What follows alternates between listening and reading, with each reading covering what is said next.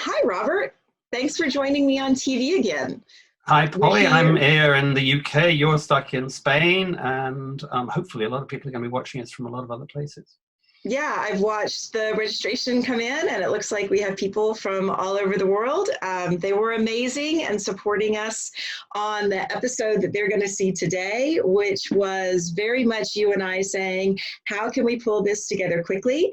We had a few glitches along the way. We made it a very public development build so that people can see that even those of us who work in tech can still get things wrong. And they're going to see that today quite openly in how we've shifted around the video a little bit.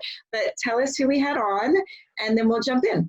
So I think the great thing was the 6 people who actually gave us their time and came and joined in at very short notice. So we had Ian Ford, who used to run Summergate, one of the biggest importers in China, who was joining us from Los Angeles, but he's got offices in both China and Hong Kong, telling us what's happening there. We had Jane Anson, who's actually now under house arrest in Bordeaux. She's the Bordeaux correspondent for Decanter. She's got a book coming out on Inside Bordeaux, talking about what's happening with en primeur, the fact that they're not selling the wine as futures as early as at this time this year. Stevie Kim, who is the lady behind Vinitaly and the Vinitaly Academy, which educates huge numbers of people on Italian wine, and the Wine to Wine conference. Obviously, Vinitaly is not happening when it should be happening, so she's talking about that. We have Isabelle Legeron, who runs raw wine, natural wine fairs, raw wine fairs around the world. Her London event was obviously also postponed. She's joining us actually from London to talk about that. We have Felicity Carter, who's my colleague at Meininger's Wine Business International. She's actually stuck in Germany. I think she's allowed to move, but she's in Germany talking about the global impact that she can see.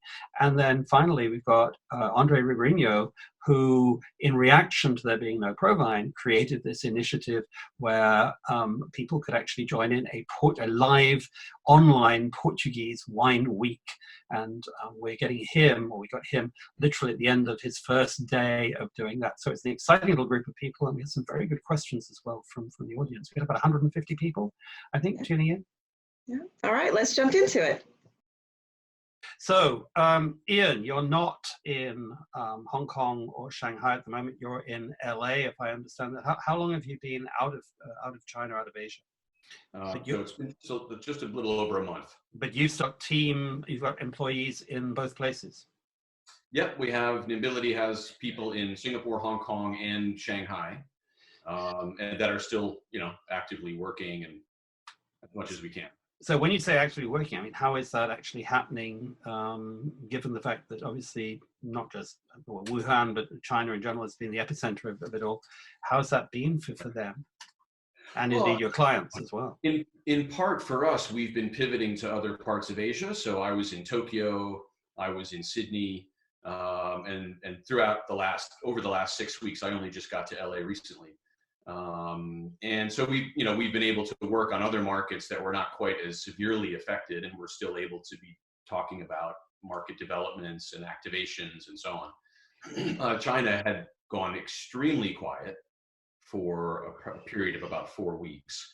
But at this point now, as we get towards, the latter half of March, it's opening up. Bars and restaurants are opening. People are starting to go out. The infection rate, as you've seen in the news, has come down dramatically as a result of that really severe self-quarantine regime that they had in place. And and as a result, the importers are a bit more active, and it's all, deliveries are going out. And so all of that's coming back to life now. So it was really a very intense period of about 4 weeks. It coincided, interestingly, with Chinese New Year, which is a very, very quiet time of year, not pre-Chinese New Year. Pre-Chinese New Year is very, very busy and dynamic. Obviously, Chinese New Year itself and the 2 weeks after are probably the quietest time of the entire year for the wine industry. But isn't it 2019, towards the end of the year, there's not been a lot happening. So, and I think a lot of people are looking at 2020 being a flat year anyway. Well, that's correct. 2019 statistics, 2019 was down year on year in terms of the volume and value of wine shipped into China. France in particular was hit quite severely. So that was a whole story in and of itself before the coronavirus hit. So yeah, I think there was a sense that 2020 was already going to be somewhat of a challenging year with the trade war with the U.S., with the Chinese economy slowing down gradually, currency factors. There were already some headwinds that were facing the industry heading into 2020. So this is obviously now a whole new ballgame. It's changed the entire landscape. It's hit the industry quite hard, for sure.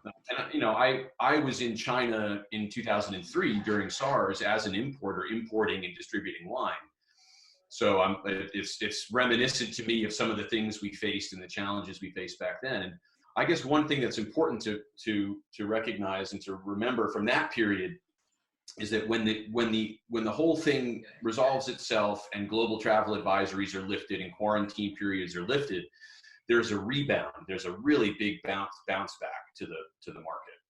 Now, one of the things pertinent to what we're talking about this evening was we've got Stevie here from Vinitaly, and we're looking at a number of events that aren't happening. Obviously, in China, we haven't got Vinexpo Hong Kong, at least not on the date that was planned.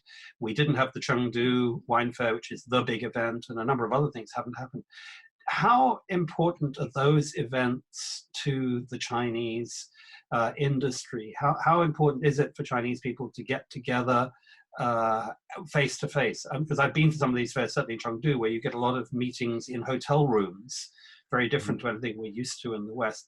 But how's that going to work without anything this year? I understand that Chengdu has set up an online version this year. So I think they're important, but they're not mission critical. They're not essential. And I think what we'll see alongside of the market itself bouncing back is we'll also see that those fairs will recommence and will come back as strong or stronger than ever. There's very much a culture in China of wanting to meet and gather and taste and meet the counterparts and travel to Chengdu for that event, for example. I don't think the online version of that is going to be very useful or very successful. I think it really does need to be meetings that happen in person. But I think that will bounce back, and I suspect that by the time we get to the summer and into the fall, that the planning for the likes of Prowein, Shanghai, and Sial, and those events, and the Decanter Fine Wine Encounter will be stronger than ever. How different are you seeing? How different is Hong Kong to China in the last few weeks? Well, I mean, Hong Kong has had its own challenges throughout the last 6 to 8 months, and this is sort of compounding that. But you obviously haven't had the degree of lockdown that you've seen in some parts of China. Our offices in WeWork in Hong Kong, WeWork was closed for a very brief period, but then reopened, and they're not exactly full of people. I was in Hong Kong several weeks ago in the middle of February, and there are people out on the street. There are people going out. It definitely did not have the same feeling of complete quarantine that I really witnessed in Shanghai. It was extraordinary the extent to which the Chinese citizenry took on the challenge of self-quarantining and did it willingly and did it without the need for any sort of government compulsion to do of their own volition, out of a sense of civic duty. My colleagues in Shanghai, my friends, were staying at home for 15 days straight, and it really broke the back of the virus. So it seems now. And just it was quite impressive, and I didn't quite see that in Hong Kong. It wasn't as strict and tight of a quarantine. And just finally, I think we both agree on this, but you are pretty bullish in terms of the next 10 years, even though we may have some bumps along the way. You do see the Chinese market growing over that period. Absolutely. I think if you look at per capita consumption, if you look at the infrastructure for wine distribution and marketing, which is still not reached its full maturity, if you look at the nascent interest in wine, imported wine in particular among the younger generation, the potential move of a portion of Baijiu consumption to imported wine over time, you're looking at what our projection at Nimbility, our estimate is that we'll see the market double again in the next 10 years. That's going to add 60 million 9-liter cases to the imported wine market in China. And I think any strategic wine producer that's looking at building a big business in China should take note of that and think, well, how much of that 60 million cases am I going to get after? Because that's a pretty big number. Thank you. Now we'll move on to Stevie on this, but thank you for that, Ian. We'll probably come back to some of those questions later on. All out in the on their balconies with the pots and pans, and in Sicily they play instruments. Here it's just pots and pans, but it is nice to that solidarity thing. But generally, I think Italians in their DNA, they're very, very individualistic. So it's not easy, and there's so many producers, like in terms of wine, and of course there are also hospitality and everything else. But I'm very, I have a one-track mind, which is wine, even though it goes through the different channels. So now the mood is very somber. In a way, I think one thing that anyone who calls me, what should I do? I tell them the first thing they should do is to just check the feed, the social media feed, the coronavirus feed once a day. Like I had a disease, it was called the Trump fatigue. And then I went right on to coronavirus, and then now it's like coronavirus Trump, like kind of together. They've come to the same point, which is tragic in itself. I think it's very difficult for people to, in a way, have so much free time, right? Because they're constantly on the feed, and it exacerbates their frustration and anger.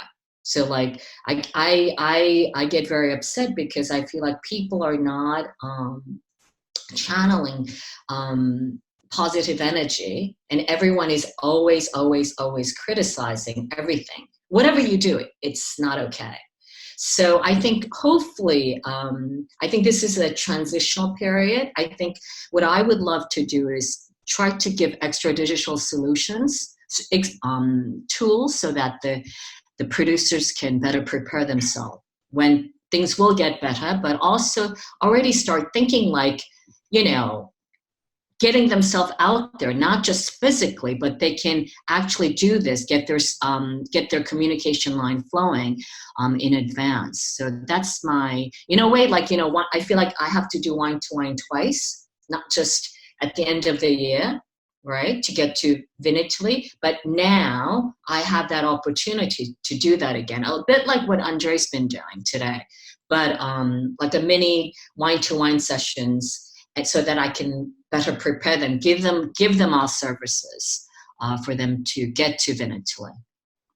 So how do we mitigate, or hopefully plan to mitigate, the costs that have been involved for so many of the wineries who were ready to go? I mean, we've all lost money this year. And I think we will, we have a chat together with Felicity, and even in this chat that of women wine professionals, whatever you want to call it, there are 2 people lost their jobs today, or clients, right? So like it's very quickly, especially if you're in the consulting business, things will happen very quickly. So I think there's a lot of fear, and we have to try to innovate.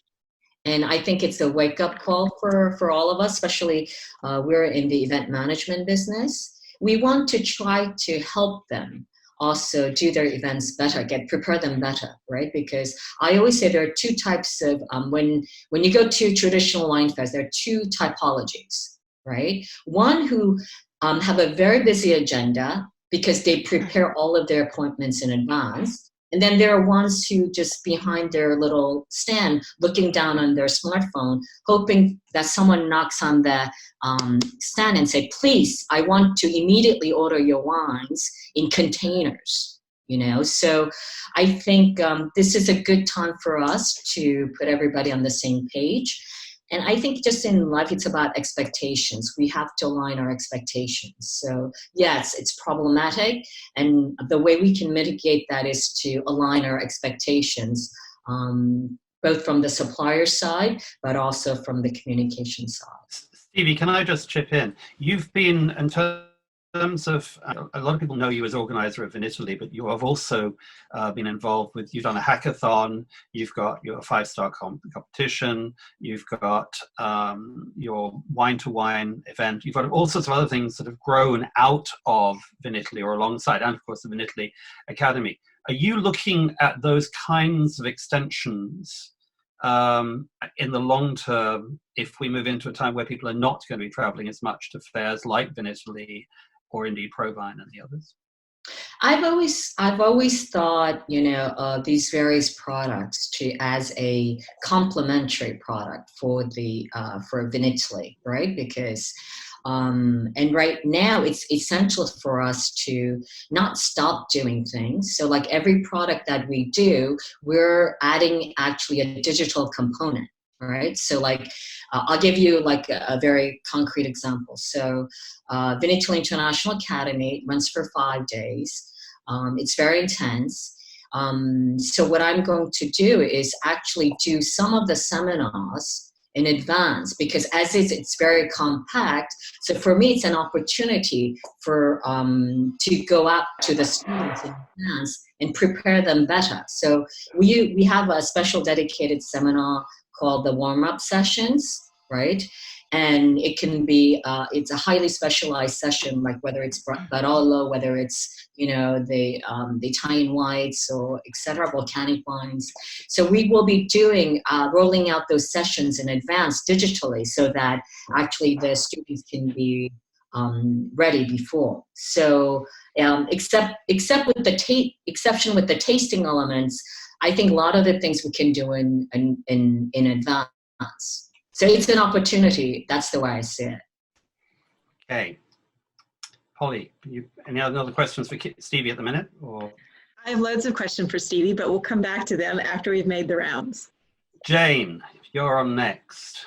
Hi. Welcome. I'm sorry you had the problems of getting in. Jane, you've been watching the whole Bordeaux. You've got a book coming out, which you were supposed to be launching next month, I believe, Inside Bordeaux. So this is all affecting you very directly. But at the moment, let's talk about what's happening specifically in Bordeaux sort of now, in the fact that Bordeaux was looking to launch its last vintage en primeur. It's what it does every year at this time, and it's not happening. And they didn't necessarily handle it that well.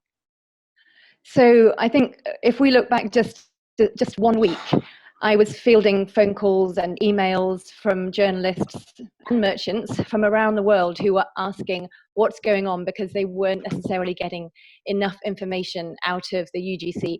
Nice to see you having a glass of wine there, Robert. UGC being the organisation. The Union Grand Cru de Bordeaux, exactly. So there were plenty of questions behind the scenes, plenty of chateaus that were taking the lead. I don't want to be negative about anyone, but I can certainly say that people like Parma and Isabelle Legeron were being fantastically proactive in really trying to get everybody to be on message.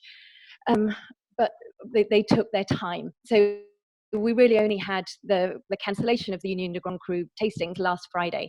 But I noticed Jancis Robinson said today that the single biggest word that she was getting in her inbox today was annulation, which is cancellation in French. And I've found exactly the same thing. Every single chateau is now sending out messages saying en primeur is not going ahead.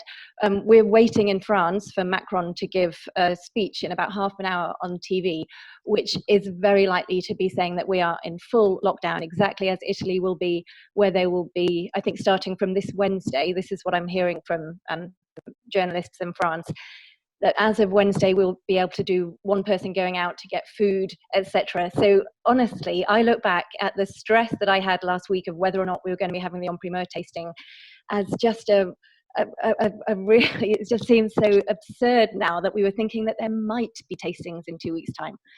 So everyone now just has to take stock and think what will happen. The thing about en primeur is we tend to look at it and we think, oh, it's all about chateaus having an ego trip, and we come to look at having this wonderful social week. But there is a real economic benefit to en primeur to a lot of merchants around the world. And we've already got problems with, if we take coronavirus out entirely, you have problems with tariffs, you have all kinds of issues for supply for small merchants around the world. And en primeur is a good source of cash flow for many people. So it's a devastating blow. I can see why Bordeaux wanted to keep it going as much as they could. But effectively, we can all understand why Bordeaux wanted to do it, because as you said, it's cash flow, it's also PR and all the rest. But if you look at the numbers, if you take out the few small chateaux whose wines are difficult to get afterwards, most of the wine that's being sold in most of the recent vintages could be bought later on for the same price or less. So does what we're seeing now jolt the system to the point where they might have to rethink the whole idea, or do we just say, okay, we'll just go back to next March and start it all again? Well, if we look specifically at this year, my guess is that they would like to have these tastings happen in June. I'm sure that's what they are hoping will happen. Now, every year we say, should En Primeur change? And there's no question that this will, at the very least, provide a lot of businesses with the opportunity to see, are there better ways? Are there different ways of working, of selling the wine? En Primeur is really two different systems. You have the big chateaus, the top 100, 150 estates. And then you have the supermarkets in France and these huge buyers who put their orders in now for vast amounts of wine, which they may not be paying for till delivery, but they have secured them. So I can't see that side of things changing. But yes, this is certainly a very good opportunity to see, does this idea of having the annual beauty contest work, and will it change from now on? I definitely would not put my money on it changing, though. In a way, what you've just said is you've got the big supermarkets and the big buyers who don't need all the cinema. They can do their deals behind closed doors, as it were. And then you get all of the foreign buyers and press who come in. Well, you look at the Burgundy En Primeur model, and you have a bit of a charity event in November of the brand new vintage, which is not a buying time, really, apart from that hospice to bone. And then when the wine is effectively ready to be sold, you've got events in London and now New York. We don't all have to go to Burgundy to do it. In terms of what we're talking about today, there's the people traveling less, not just because of, at the moment, coronavirus, but maybe in the future because of climate change. Is there any likelihood that maybe the Bordelais are going to go to the market more than the market coming to them? Yes, and they already do. In fact, whether this was sensible timing-wise, I'm not sure, but just this week, the Cercle de Grand Cru de Bordeaux, I think it was, did their annual tasting in London. I think that was 4 or 5 days ago. And they do these big UGC tastings, which are really for the in-bottle rather than En Primeur, and they go out around the world to do this. So they have the capability. And this is what I think they could very well take a sensible look at now, is they don't need to encourage this many people to come. Every 5,000 people usually come to Bordeaux for En Primeur. It doesn't seem the most sensible way of organizing things, and that may well change. You said something interesting though just then about these the two styles of and the supermarkets buying. So they're buying people like Cru Bourgeois, they're buying cheaper estates that really are having a tough enough time, and this will be devastating for many of them. But one of the systems that gets criticized in Bordeaux is that you have the estates, you have the negociants, and you have the brokers. This could be a perfect time to show that this system can still work, because buyers around the world should trust their brokers, they should trust their negociants. And if they are saying, we're not talking about the top wines, but if they are saying 2019 is a great vintage, these are Cru Bourgeois which I have tasted and I recommend to you, can that be enough for purchasing decisions? And it should be in many ways. These are relationships that have been built up over decades. So this could be a great way to see if this famed system of Bordeaux can actually work.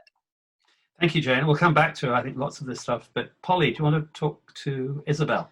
I do, and it directly correlates to some questions I have for Jane that are coming later. So Isabelle, of the events represented, you have much more of a consumer-facing event than everyone else. Can you talk a little bit about the feedback that you're getting? I know when you issued the cancellation, you did that, and to this day, it's still not in line with the government's response to what we're facing. Can you tell us a little bit about what you're getting from the public and the drinkers and the buyers and how they're feeling right now?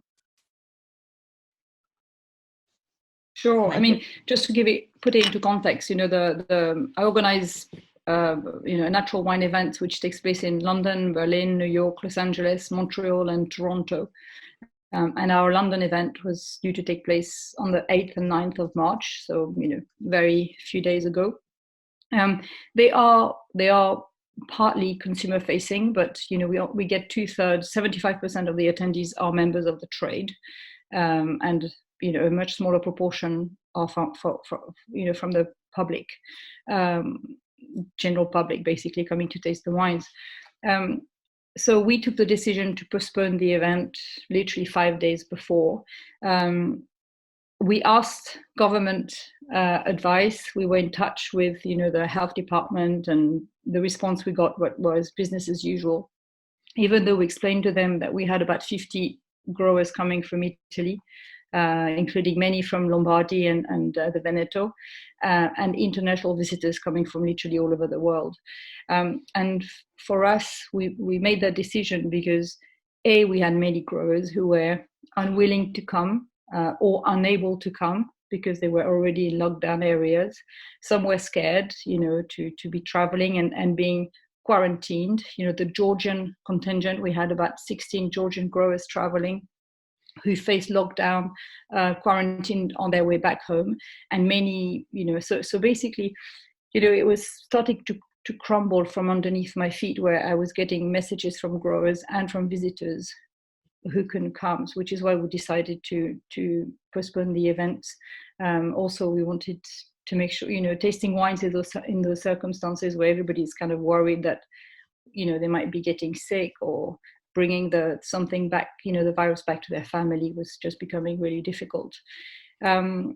So, for us, and I'm in touch with all the growers at the moment, and obviously, being in the UK where we're not testing, we're not really dealing with the situation is I think very hard, because now it's down to the businesses to make their own choices and make their own decisions in terms of how we can look after our team, our customers. And I think that puts us in quite a difficult situation, because when you have behind you the backing of the government that says, don't, we support social distancing, cancel events, and so on, it's a lot easier, rather than finding yourself in a situation where you're just making the decision, thinking you're quite crazy, because actually there's still life as normal, as per government guidelines. Do you think that this is an opportunity where our industry can actually really lead with some social responsibility? Because that's such a challenge for us to discuss openly when it comes to issues around temperance. But now we're in a position where we've had to make decisions that we don't want 60,000 people in a room spitting all over each other. Thank you, Felicity, for the lovely articles about that recently. How is this impactful for our role to be socially responsible as alcohol producers? It's really difficult, because I think we're like I said, I'm in touch with all the growers and seeing how they're doing.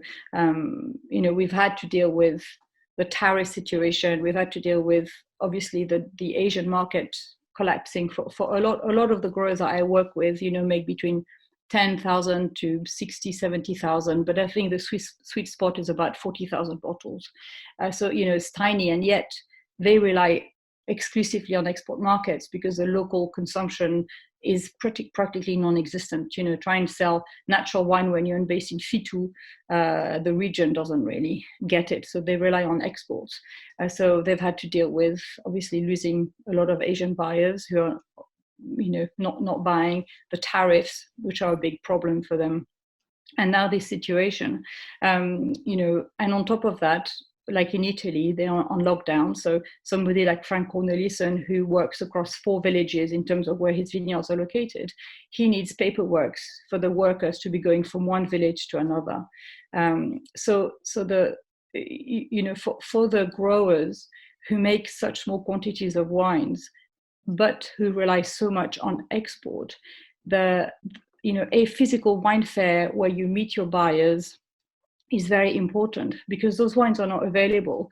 So they will, when growers come to the fair in London, they'll meet 23, 25 different, importers all at once, because these wines otherwise cannot really be, sent or purchased, or they don't really have the budget to be sending out samples. They don't have the quantities to be sending out samples. So moving forward, I don't really know. Of course, we can help when we we have a website where we get about 60,000 unique visitors a month just looking through the grower profile. So, we tell the story of the growers. But wine is one of these things that you have to taste, particularly with these small growers where vintage variations is huge. The impact of a rainy vintage or a sunny vintage, is quite remarkable, and therefore, there is this big tradition of tasting everything before you make your allocations. So given the position, and I know we can't talk about natural wine specifically, but how it has been driven by more of an influencer model than perhaps some other traditional production, do you feel like that there's a way to leverage that trust from the public to overcome the need to always have the tasting experience?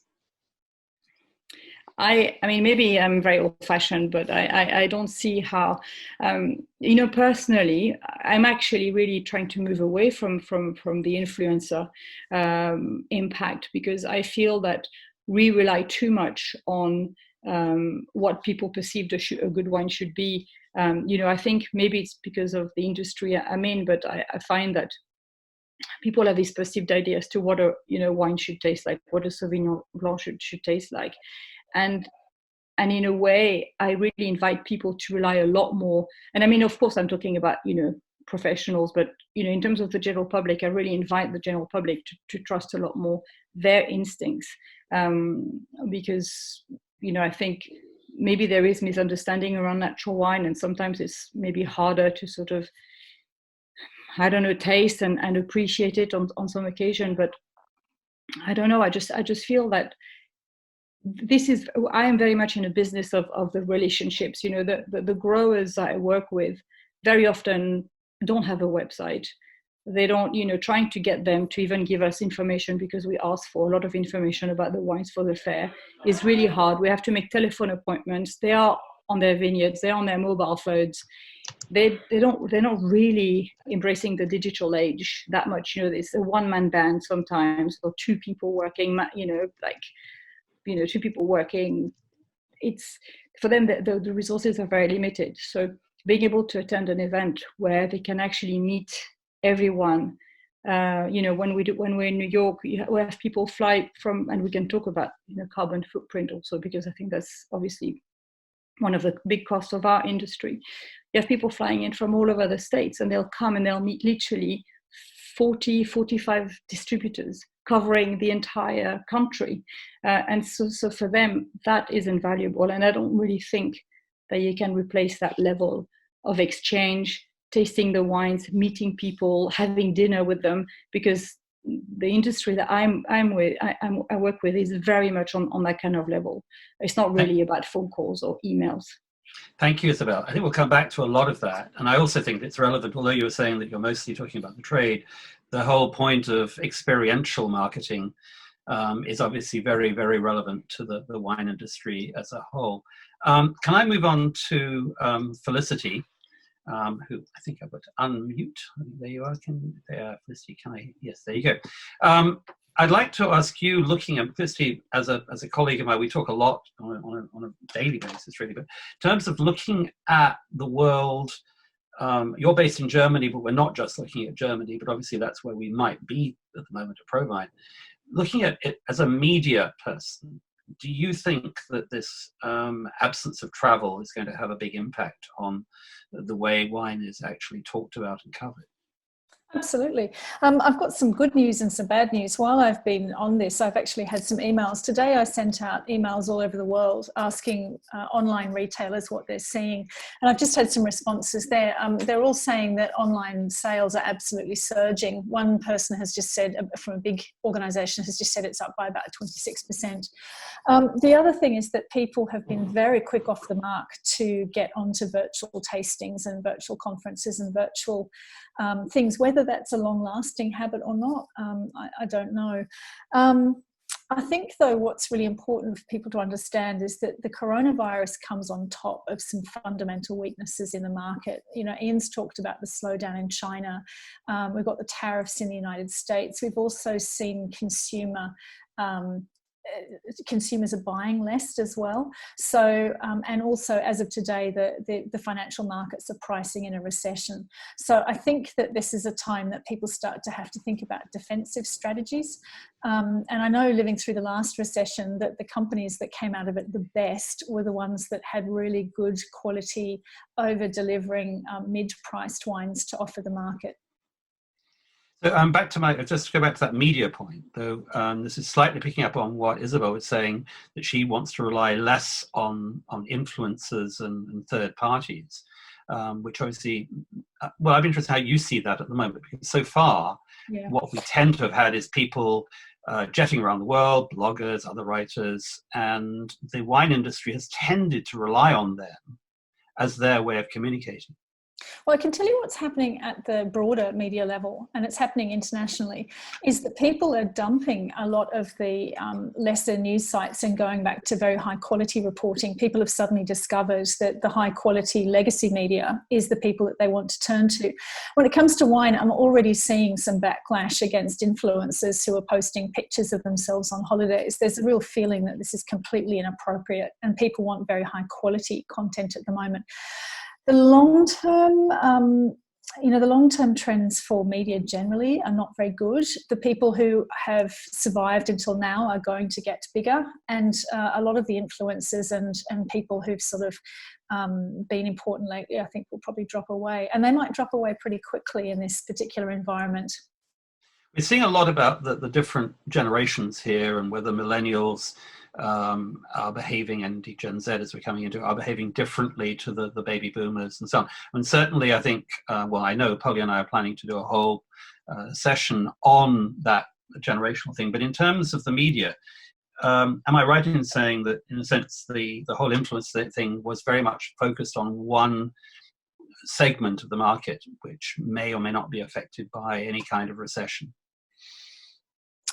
I think there've been multiple sectors involved in it. I mean, you've got very young people doing it. You've also got a lot of middle-aged women who have been doing it. I think there are multiple sectors. Are you asking me specifically about whether influence will survive or not, or not? Well, yes, if you want to take the question that way. I'm asking really whether, if we're looking, well, yes, okay, would you invest in the sector of influencers, if you're a wine company, put it this way, which has to decide who to talk to and where to put its effort? I absolutely wouldn't. I was just looking today at research for something I'm writing about businesses that have historically survived recessions, and there's always been this received wisdom that while everybody else is cutting marketing and advertising, that the people who continue to do it actually flourish and come out of depressions, recessions stronger. The research says it's not as simple as that. It's people who invest really wisely in their marketing and advertising that come out much stronger.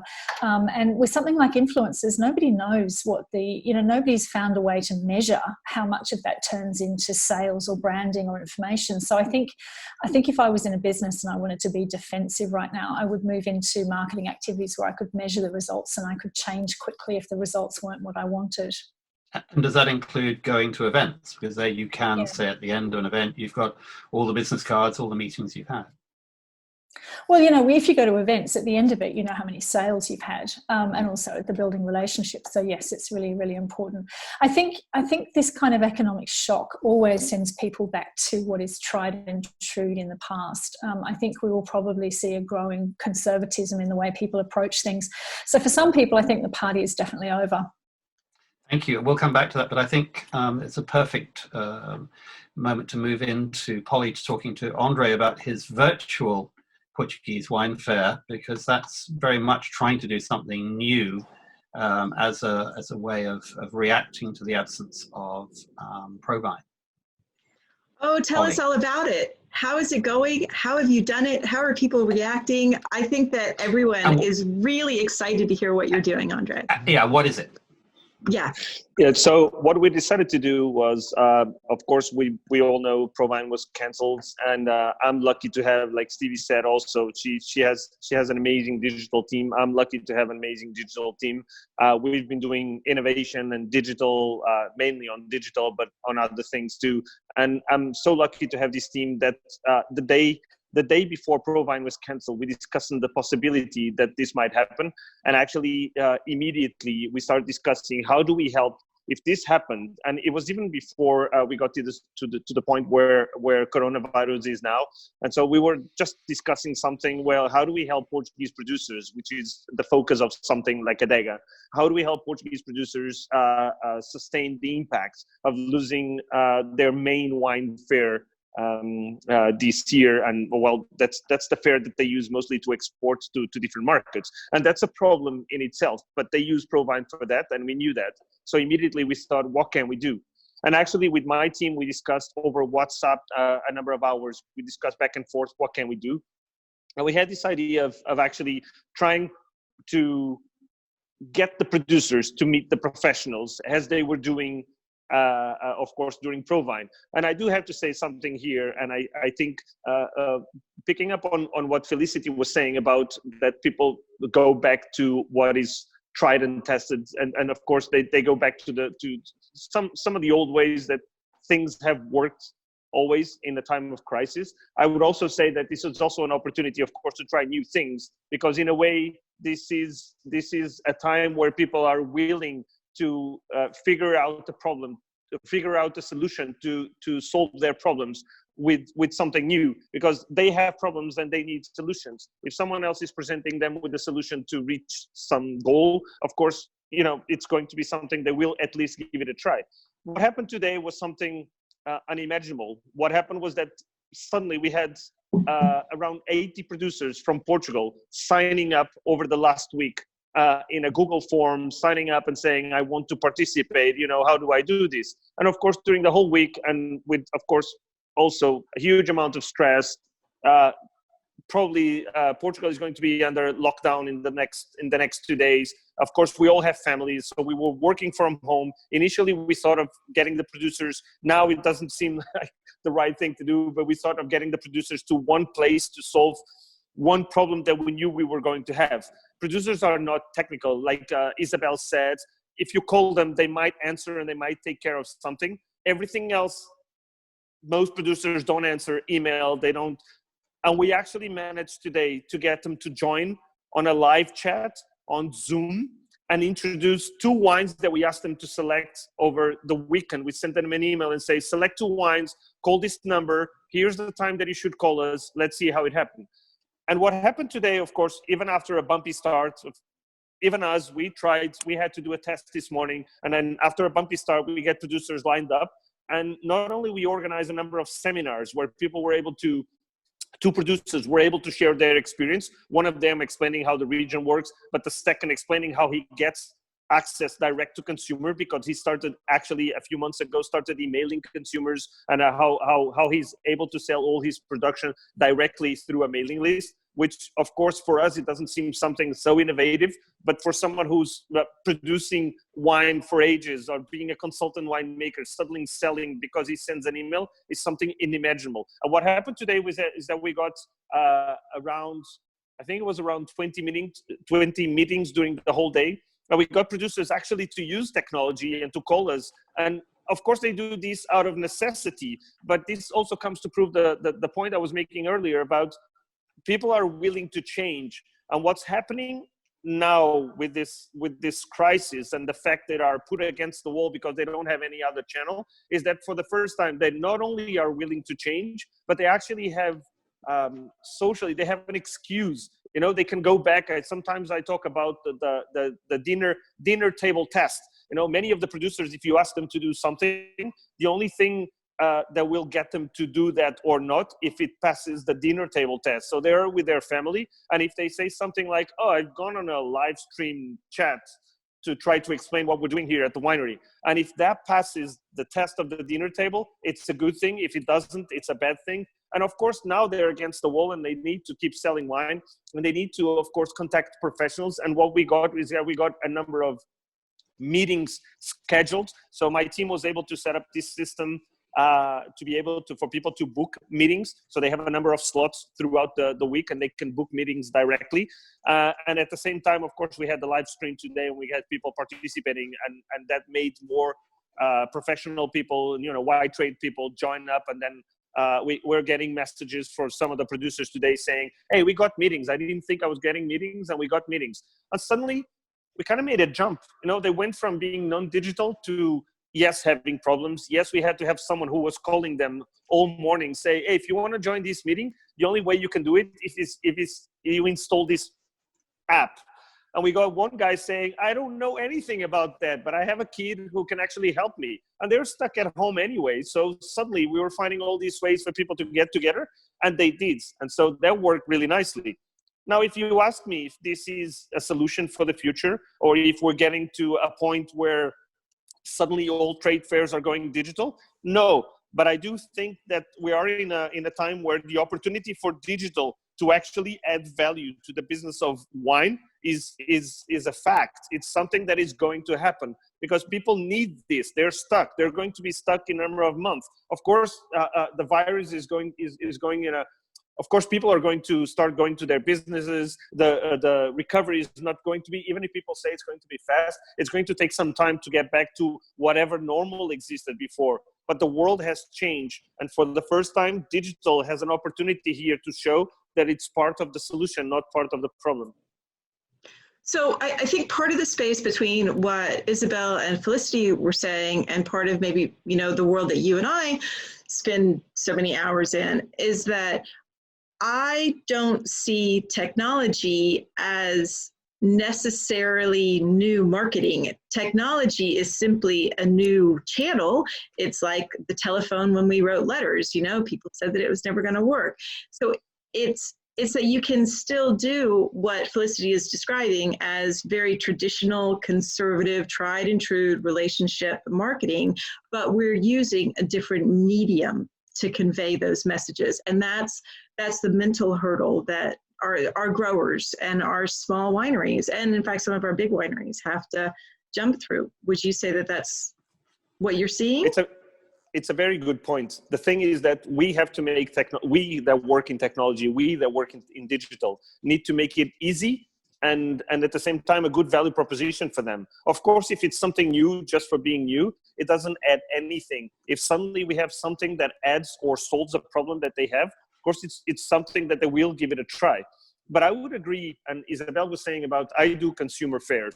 My Adegga wine market fairs are 99% consumers. We have a few professionals, but it's mostly consumers. And of course, we did it in a way that we added a little bit of technology. And when we said we were going to add technology, some of the people said, oh, but I just want to taste wine. And of course, what we did, and some of you know that we did this, we created this glass called the Smart Wine Glass. And the whole idea was that people using the same glass that they used to taste wine suddenly were able to track the wines that they now, that they tasted during the event. And suddenly they have an email with all the wines that they tasted during the event. And suddenly we did this bridge between the offline and the online. And actually, if we look outside of wine, if we look into retail, if we look into health, if we look into all these other areas, what we see is not digital replacing the offline, is actually digital complementing the offline. And I think now we have this opportunity of using digital because people are willing to try it for the first time and give this new way of doing things that actually doesn't replace the old things. And of course, trade fairs will go nowhere, but suddenly we convinced these producers who didn't want to leave their vineyards to go nowhere, at this time, to join this Zoom chat. For us, joining a Zoom chat is complicated. You've seen the start of this meeting. It's hard to get tech people to join a Zoom meeting. Imagine how hard it is to get wine producers to join a Zoom meeting. It's crazy. Go ahead. I think you're making a very good point, though, Andre, that Jack Ma of Alibaba made, which is the future is not online or offline. It is a combination of both. And I think that's something that we're all going to talk about. What I'd like to throw the ball more widely, it seems to me that there are two very separate parts of the wine industry. There's the part of the wine industry which absolutely is a face-to-face a tasting, the stuff that Isabelle was talking about, which is very much a human element. There's the other part of the industry, which is certainly at the supermarket end, but it could also be what Jane was talking about in terms of fine wine. I might well buy Lèvres Lascasse this year, whatever, because I've got customers for it. I don't need to necessarily taste the Lèvres Lascasse 2019 because I can sell it whatever happens. I may need to taste the Cru Bourgeois. And by the same token, you may have supermarkets who say, look, I need some Pinot Grigio. Send me I can look at the label, I look at the price, I know who you are. Yeah, you're quite interesting. Send me a sample, where somebody else doesn't even get into the game. So it seems to me you've got that side and what Isabelle was talking about is two possibly polarized parts of the industry. Stevie, how do you see that? Would you mind if I ask a question about that? Yeah. And actually, this is a good point to talk about sample size. Now, of course, we have this standard bottle size, and most of the industry uses this. And I don't know, I haven't seen any research on how do other sizes of samples of wine actually work when it comes to tasters, to consumers, or even professionals. But we all know that whiskey does, for example, small shots of whiskey that you can send as samples, so that then people can go back and see, I like this profile. And maybe it doesn't replace a full bottle as a sample, but it's way better than actually having just no sample at all.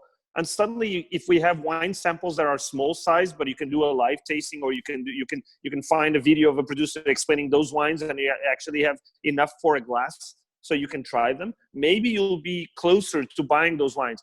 And again, I agree that there's a human connection in wine that doesn't happen in all the other businesses. It's important, it's relevant. But again, that's why I'm saying that events are going to be important, but the digital component might make it easier. And more important than everything, it actually might make the business more efficient, which is something, as I said on Twitter a few days ago, we all agree that needs to happen. The business needs to be more efficient.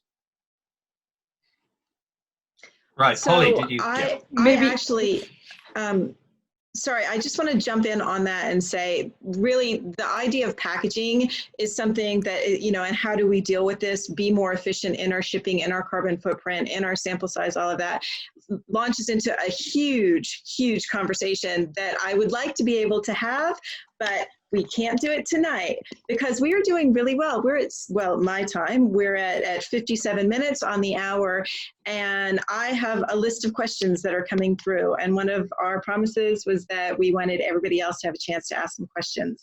So Robert, did you want to facilitate some quick conversation and then be able to hand it over?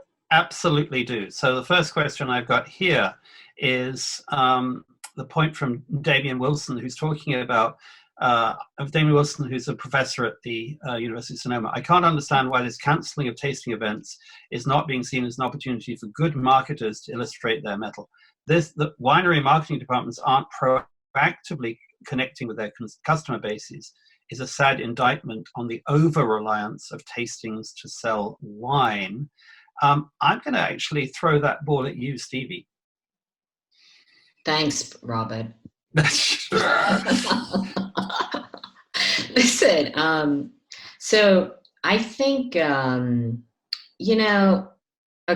that I'm a huge digital fan, but I think we can't make the mistake thinking that digital will replace the event side, because it's not just because we have to drink the wine.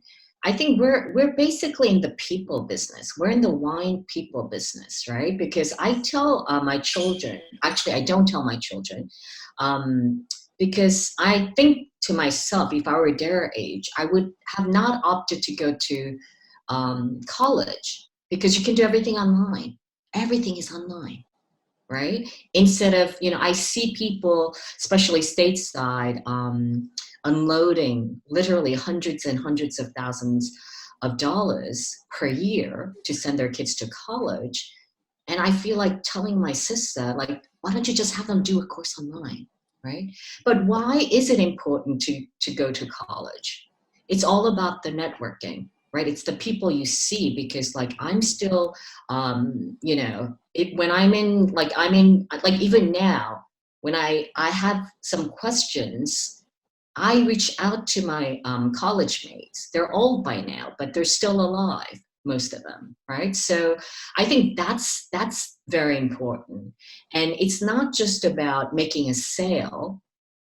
I think it's about that connectivity, right? If we didn't have, event side, like none of us would have met, right? Whether it's Wine to Wine, whether it's Vinexpo, whether it's Vinitaly, like I've met most of you at a wine event, So I think it is a very important fact that we have to remember. I just want to go back also to the influencer thing that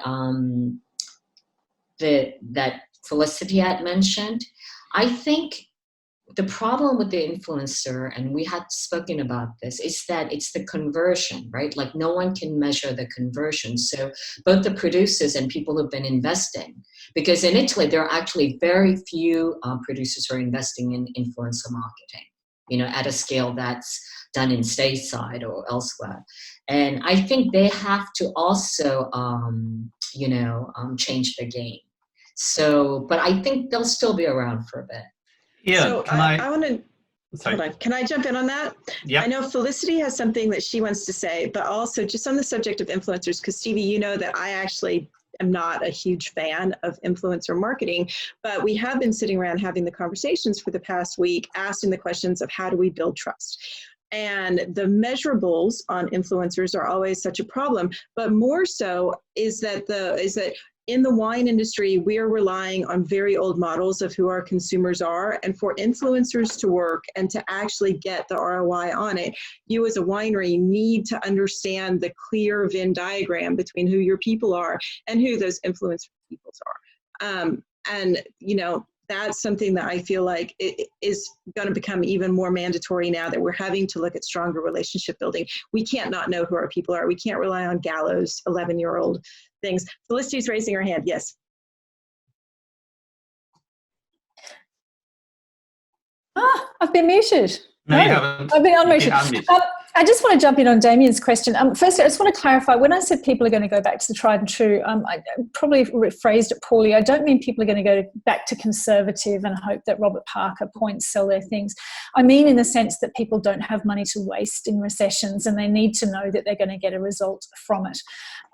Just to Damien saying people didn't, haven't sort of moved into the digital thing. As soon as Prowein was cancelled, my inbox was absolutely full of wine producers contacting me wanting to do virtual tastings and virtual hookups. I think the wine trade globally has been unbelievably fast to react and to move into digital forms of marketing. I've been really impressed, actually. Can I just chip in now and pick up on two things with Ian, who I need to unmute. Firstly, one place in the world where I think influencers are extraordinarily powerful, it seems to me, certainly the Lady Penguins of this world, is China. And it's a market where you've got a whole generation of people who are moving into wine without any other easy way in. So in terms of events versus influencers, how do you see that working in China? I've also got another follow-up on to that from the outside. Yeah, I think we're having this conversation in the context of coronavirus, and clearly events are not going to be on the menu for the next while. So good point. I think it would be astonishing to me to consider a world of wine marketing that didn't involve an incredibly robust calendar of wine events, tastings, large and small. And that's not just China. I was in Tokyo a few weeks ago at Isatan for a big wine fair, and the Japanese were all out choosing, tasting, talking, networking, meeting people, and buying, and walking with shopping carts full of bottles of wine. So that I find it incomprehensible that goes away. Now that's not happening during this period of the crisis of the coronavirus. As far as influencers go, you're absolutely right. China is an incredibly dynamic digital environment and an environment for influencers of all kinds across all industries. Interesting. You mentioned Lady Penguin, who sells quite a lot of wine. And one of the exciting aspects of working with Lady Penguin is that she's young, she's dynamic, she has an incredible audience. She also sells a lot of wine. And I think there's less of a problem with the overlap or the integration of that being an independent voice and an influencer, but also selling wine to the consumer. And the only other thing I would say is it's important, it's essential to remember in China, imagine the difference between a 55-year-old executive of a chemical company living in Chengdu and a 28-year-old lady working for McKinsey in Shanghai. And you can imagine that the way that they react to things and how they buy and what influences them is radically different. So we have to bear in mind that about China, that there isn't a monolithic Chinese consumer that we can talk about. Just quickly, I have a note from Fabienne Lene, who's said that we should take note of the fact that the Chengdu Wine Fair has launched an online fair. And of course, in China, when something new happens, a lot of people jump on it. Do you think that's going to work? No, I don't think it will work particularly well. I think that there was a discussion. Jane was talking about Bordeaux and en primeur and the ability to trust a negociant to provide a recommendation. The Chinese buyers want to go to Bordeaux, and it's not just about tasting. And if that was to revert to a system where it was purely just recommendations and pricing and order quantities and so on, en primeur and Bordeaux would become just like any other transactional wine product, and I think it would be a huge loss. Particularly speaking about the part of the world that I'm in, and the fact that the trip to Bordeaux, meeting the producers, going and visiting the chateau and experiencing everything that Bordeaux is as a place, as a destination, in addition to doing the tastings, is quite unique, really, and essential. And I think so. No, I think the idea that things just move digital and you don't meet people and you don't taste, it's certainly a wine world that I wouldn't understand, and I wouldn't imagine, particularly in China, would be very effective. There's a place for it. There's obviously a place for it, and like I said, WeChat and Douyin, which is the equivalent of TikTok, which I noticed. A shout out to Paul Mabray was suggesting some of us should be doing TikTok videos in the background here.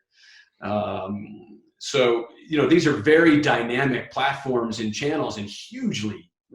Scale. WeChat is integrated with sales, purchasing, and delivery, and it's all integrated into a very, very efficient and effective dynamic platform that gives access to Chinese consumers across the country to wines that they never would have had access to through a bricks and mortar network in tertiary cities around the country. But yeah, I think the idea that we move away from events and tastings and human interaction in the wine business, I find that to be incomprehensible. Thanks. Polly. So Ian, you mentioned something that actually had come up in an earlier question from Pippa Carter, who says, what is the tourism effect on less future travel for events like en primeur Vinitaly as part of the attraction? We don't just go because we want to taste the wines. We go because it's a great excuse to go to Bordeaux and go to Italy and, go to the UK. What's going to be the impact? And anyone can jump in on this. Well, I think the impact is that if travel continues to be restricted over a longer period of time, and that will certainly have an impact on buyers going abroad, the kind of wines that they're buying, who they're buying from, what they're buying. At the end of the day, there is a consumer in China. There's a broad base of consumption taking place that's growing in our view, and needs to be fulfilled and satisfied. And so that's going to happen. It's going to be a question of what is the route to that market, how are people making decisions. But I wholly agree with you. I think particularly coming out of China, there's a particular desire to travel to the countries of origin on a trip, to meet people, to taste wine, but also to experience the food, the culture. This is not unique to China, but it's particularly strong in China. And I think my sense is, again, coming out of SARS back in 2003, travel restrictions were lifted and everything just came back very, very strong. And I can't imagine that it would be very different in this circumstance. Can I just say something as well, maybe on that, because as part of Raw Wine, we organize something called Raw Wine Week, where basically we encourage restaurants, bars to take part in satellite events to welcome growers, but also to serve the raw wine selections, by the glass and so on. And during those 7 days surrounding a fair, natural wine bars and establishments have said to me, this is their single most grossing night of the year, basically, because everybody's in town. There is a lot of connection. Wine is a social business, so obviously everybody's going out and spending money on wine and food. And I think something like when I know that, like for London, not organizing the event, I know that for certain places, it was a big deal because they didn't suddenly have that rush, that 1, 2, 3 nights of the year where they know they have a very strong captive audience. They've stocked up in anticipation with expensive bottles of wines because they know they suddenly had, the audience for it. So I think it's not just about the fair, but it's just about, everything else around it. Can I pick up on that? Something as a question I've got here from Pierre Nicolas Schwab, which I'd like you to answer, Isabelle, in a sense. The crisis stresses the need for direct relationships and sales between winemakers and clients. The less intermediaries you have, the stronger you are. And obviously, your fairs are very much opportunities for consumers to meet natural wine producers. But as you said, that essentially, a large number of your visitors are professionals, and from what I was understanding, you were saying the producers are not really very good at talking directly to producers. I'm surprised about that in terms of the natural producers. Could you say a little bit more about that? Sure. I think you need to look at, the distribution networks, basically, that govern, the selling and the business of wine. If you're in the UK, you have to go through an importer. It's very hard to actually buy direct. Some people do it online, but that's quite difficult. The quantities of wines produced is very limited, so people really rely on that relationship with their importer. If you're in the US, you need an importer, distributor. You cannot buy wine direct anyway. No one will send you wine apart from maybe 6 bottles of wine. So I think there is this very strong relationship with your importer and your distributor, and people in my in the natural wine world, and actually I'm sure it's the same everywhere, we're a business of people. And I think once you have a relationship with a distributor, an importer, you work with that person and you tend to not go direct, I think, that often. I'm sure when you're in France, Spain or Italy, it's very different, or Portugal, because, you can get access to your local wine, obviously directly. But I think when you talk about, developing export markets, and when you produce so few wines, you tend to go via a third party.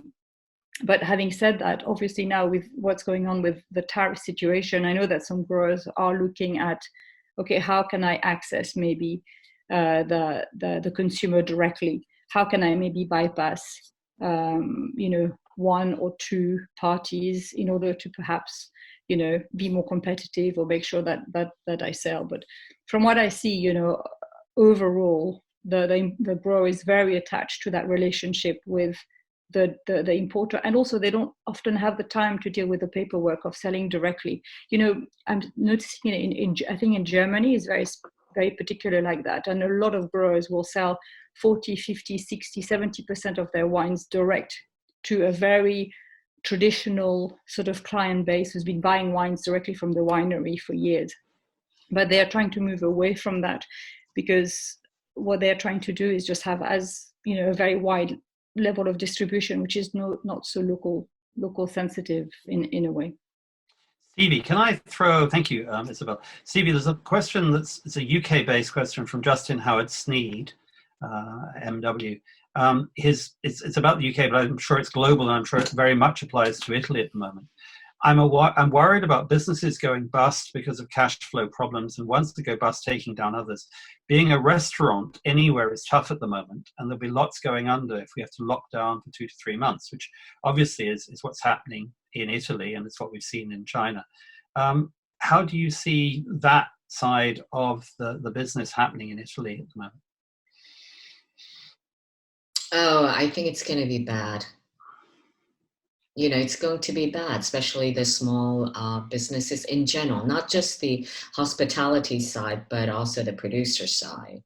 So this is where I think, if the government kicks in and helps them out, it will be okay. But this is why I think in the beginning, I think not just Italy, but in general, even in France, everyone kind of resists. It's happening in New York right now, right? Like they still want the business to function. So they left like the restaurants and the bars, till the very last minute. Well, in Spain, I don't understand, but they have the hairdressers, right? But that's another matter altogether. I guess you have to look good before you die.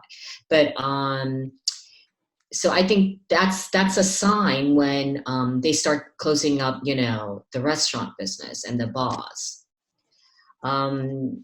So it's very, very, I don't know. I've not, experienced anything like this. So I have no idea, no, not a clue. But I know that people are already suffering. I mean, Angela Gaia came out the other day, I think it was yesterday, with a huge interview, a huge spread, one of the dailies, and saying that he's not going to fire anybody. He's actually going to hire. Yeah, that's all great for him, but like not everyone can afford that. Right. So I think some companies currently, like I have most of my people on SMART, and I have a skinny staff at the office, but a lot of the companies are making people take holidays. Right. So they're paid holidays, but holidays, because not everyone is equipped also to work SMART.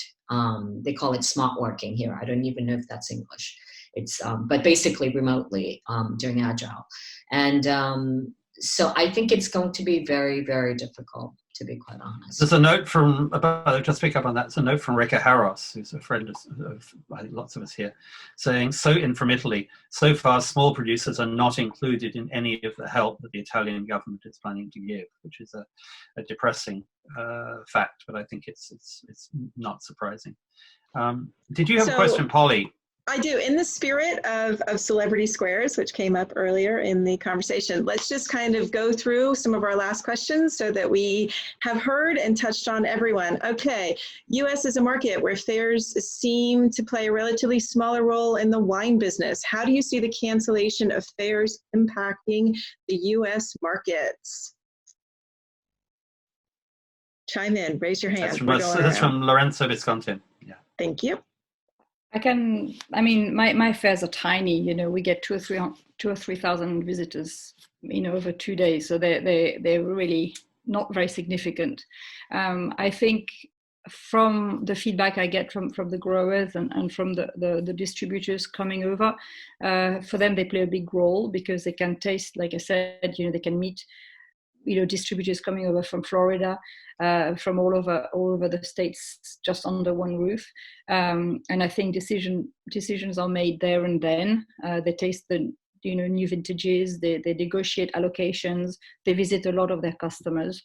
But that's talking from a very small community where, like I said, we touch very small growers and very specialized distributors. So for them, it's a lot easier to come to New York and taste 1,000, 2,000 wines, obviously not in one go, but to have access to all those wines than to have to travel to everywhere in Europe and go and meet every single supplier. I think they play a role. I've got a question from Thomas Pellecchia, which I think I wouldn't mind a lot of people throwing in, because I think we're talking very much at the moment about the specific problem that we're seeing at the moment with coronavirus or COVID-19. But if we look at the broader picture, which is where essentially in a way Polly and I got into this whole concept at the moment, we're all traveling too much in terms of climate change. There's a big question of how many planes we should all be getting into. And Thomas Pellecchia said, can this crisis provide an opportunity for local wine producers to focus more on local consumer interest? Obviously, that's only going to work in countries where wine is produced. But is that something that we're going to see? And potentially, for example, within the US, where the US depends hugely on imported wines, but are we going to see more of a local, buy local attitude? Anyone want to throw their hat in the ring on that? Felicity, maybe anyone? Yeah, I mean, we've seen that already in some countries like Austria, and it's still very strong in Germany. I would say in general, no, though, because if you look at the trajectory of drinking in the big production countries in Europe, the fewer and fewer people are actually drinking wine. So they have an export or die problem. Just on the flying too much, one of the things that everyone should notice, of course, is that oil has dropped to an almost historically low price. When this is over, I think we're going to see an extraordinary amount of flying. It'll be really interesting to see whether some of the digital things that we're doing now can mitigate some of what's coming. But I think wine tourism is going to be an increasingly important way for people to sell their wine. So definitely they'll be selling it from where they are, but not to locals, I don't think. I think also maybe on the carbon footprint, if I may add something, I think also we can play a part, as in the industry. I mean, we've gone digital, so we don't print really anything anymore. These interactive catalogs, or people can take tasting notes and so on. We also used our New York Fair in November 2017 as a test model, and we're measuring the carbon footprint, looking at where people are coming from. Are they taking the train? Are they taking the plane? The actual impact of us organizing the fair, shipping samples, the rubbish used, the electricity used, and then we're still crunching the numbers, but we want to offset that so we can contribute, which I know is not able to just create the mess in the first place and then just like try and do something. I think there are ways also where we can maybe look at being a lot more. Then you also realize that you can probably save a lot.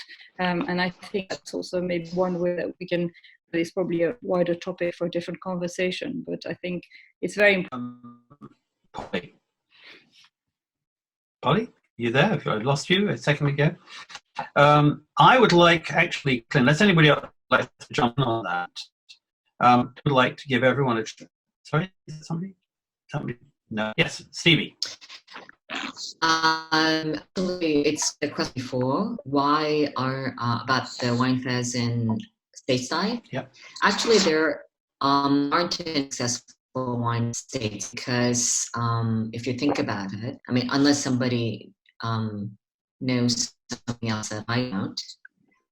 So I don't think the fair business, the wine fair business in America is affected. Every single state, it's like its own country, and the way the wine just is completely different from Europe. It's very impact portfolio, and every single huge every consortium and regional bodies go to stateside.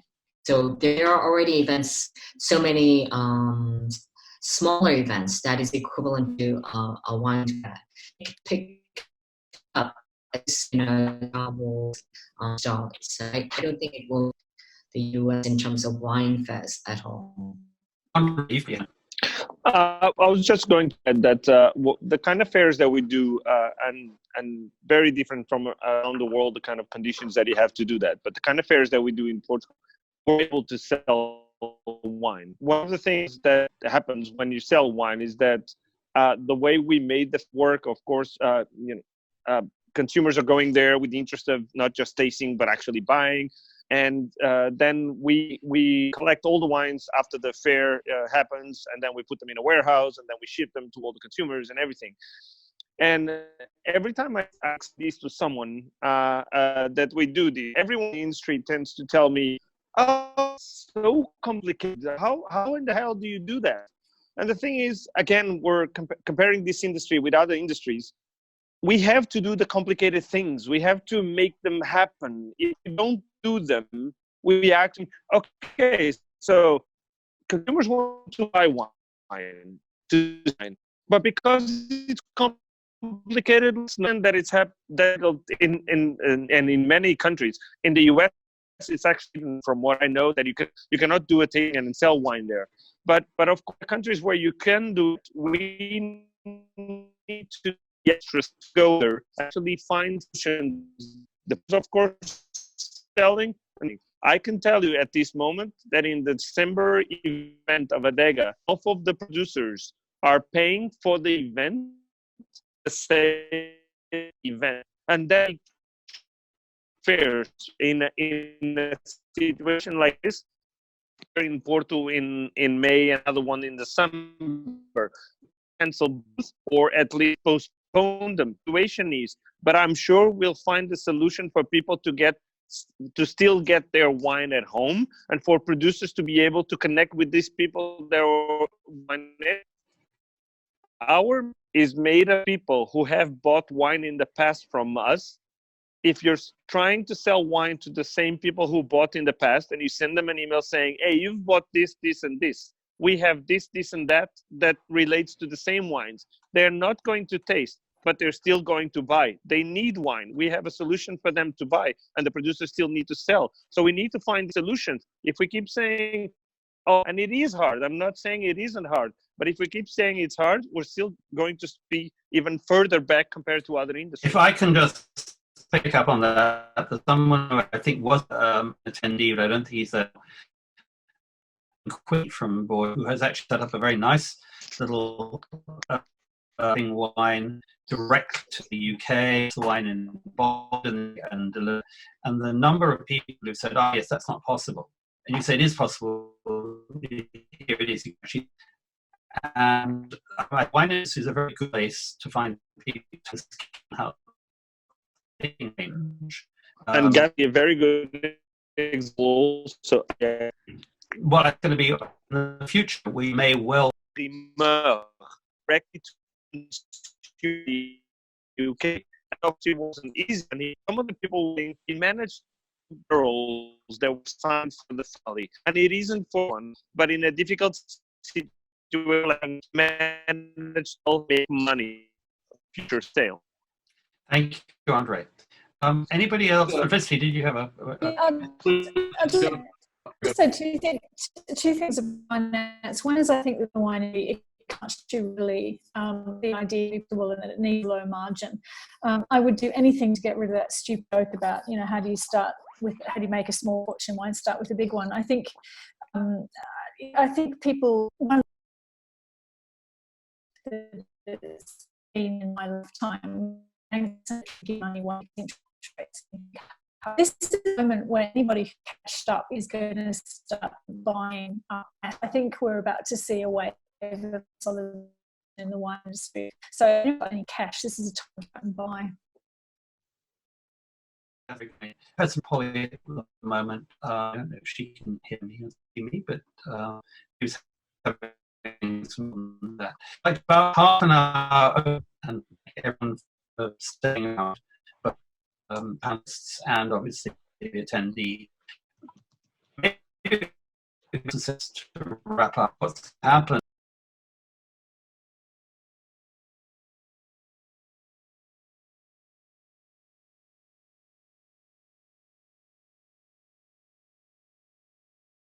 You and I'd like to say thank you very much. So anyone starting with Steve, who wants to wrap up and just go through everyone after that. I'm trying to unmute you. There you go. Now you tell me it's going to be on YouTube. Okay. I think it's really difficult time for everybody, and I hope that we can help each other. This is where I meet friends. So that's it. Thank you, Stevie. Ian. I certainly agree with that sentiment. From an Asia perspective, I would encourage producers to, bear in mind the pain that the importers and your downstream customers are going through, and communicate with them a lot. I would encourage producers to be very careful. Payne House has gotten themselves into a lot of hot water over comments about China. And that's completely unnecessary and really completely stupid. Yeah, to put it lightly. And remember, I would emphasize again that there is going to be the end of this, and there's going to be a major rebound. Try to keep that in mind as much as you can, and not get too caught up in what's happening right now, or your shipment that was supposed to go out, this month or next month. And really engage with the importers and the clients and the clientele in the marketplace and et cetera.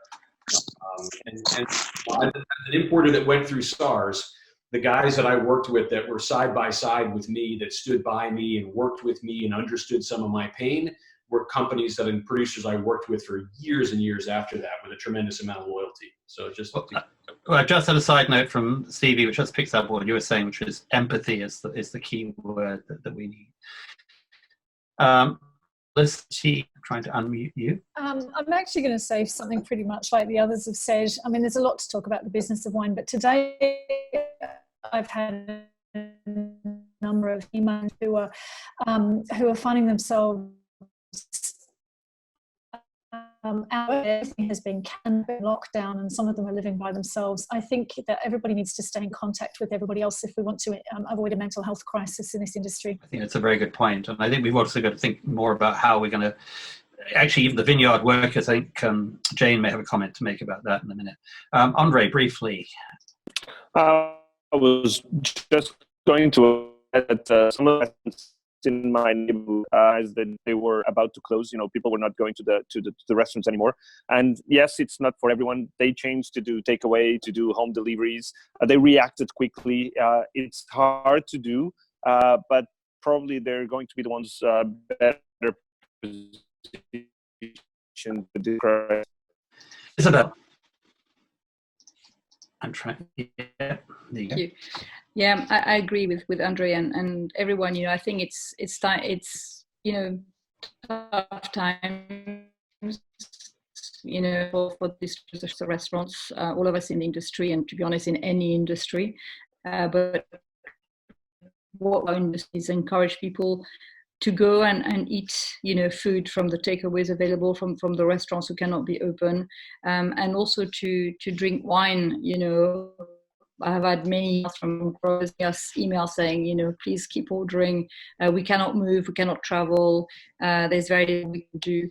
So the support we need right now is for our customers to carry on, supporting us, carry on buying the wine, maybe buy the wine, even if they don't really need any wine right now, but maybe for the next 2 or 3 months, as a sign of support. And I think that's the part that we can do, is just make sure we keep on living and support every single. Thank you, Isabelle. I've got my glass here, which you can kind of see. Jane, I just wanted you sent me something earlier on today, which I think is easy to overlook. Actually, the effect of the virus on the day-to-day. We forget these vines are out there and they need attention. Yes, can you see me? I can see you. Yeah. Okay. So yeah, one of the I would agree with what everybody's saying, but you're right. The focus for a lot of people in the actual wine regions it goes back to the vineyard. The vines are going to continue. We don't want to lose an entire year's crop. There are very serious questions over: can people get to work? How can they protect themselves while they're working in the cellars, while they're working in the vineyard? And they can't simply stop. Most estates are not just purely family owned with just a family going in. They have which I hope can be shared by you or somehow we can do it. I was sent from the practice that they have put in, because they have I think the owner as well as the cellar manager and the vineyard manager all happen to be asthmatic, so they've been thinking about this, how can they protect themselves, and they put in very clear rules about when people they have to eat on their own in their own plot while they're working. At what points of the day can the different people in the vineyards do their thing, so that they don't talk to other people or come into too much contact with them, while still doing the work that is necessary to keep the vine and the vineyard working. So there are so many issues that people have. I would add what everyone's saying here. What's been wonderful over the last week is how clear it is how people need to talk about this, how much people connect and to contact.